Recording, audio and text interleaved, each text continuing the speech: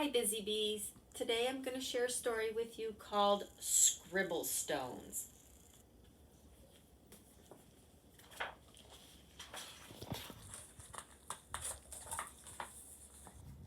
This story is about one happy stone who was gray and round and rarely alone. He lived with the others all stacked in a pile and waited calmly with a large friendly smile. Each stone had a purpose, but it wasn't known yet. Some would be the landscaping, and some a stone pet.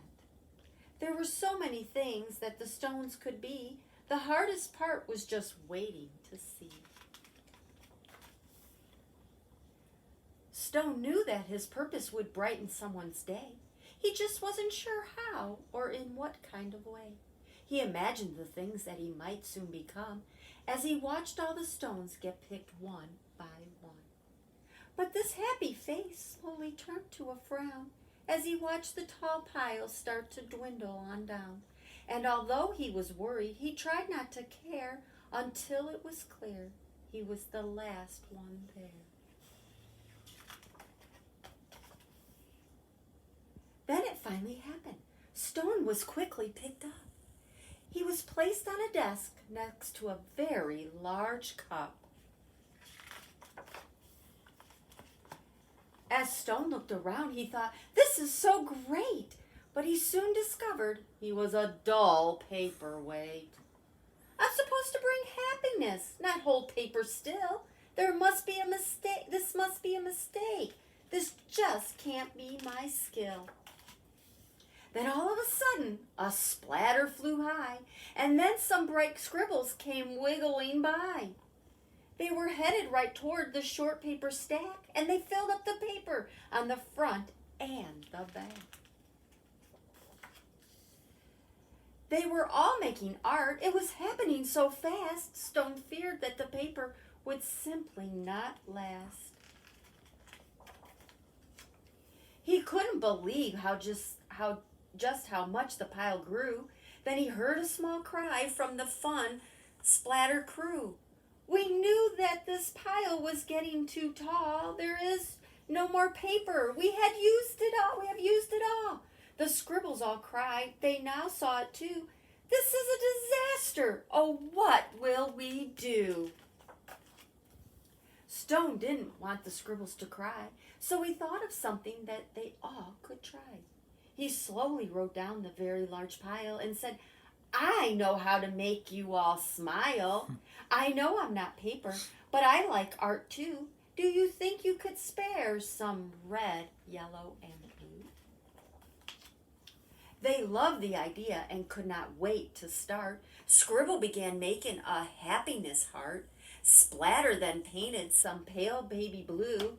Another scribble added a sunny gold hue.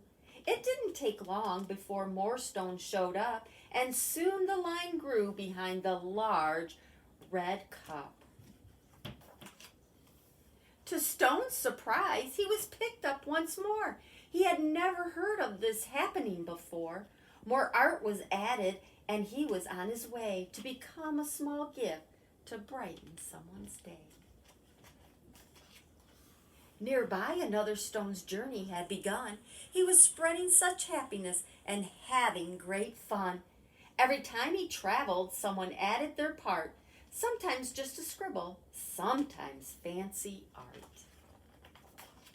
With each new layer, there was a story to share, and soon scribble stones were seen everywhere. They traveled the planet. It was quite an event, bringing happiness and fun wherever they went.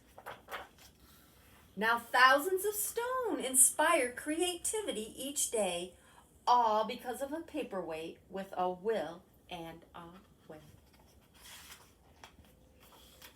So guys, I have a little fun project for you to do. And what you can do is you find a stone, okay, and just add some art to it.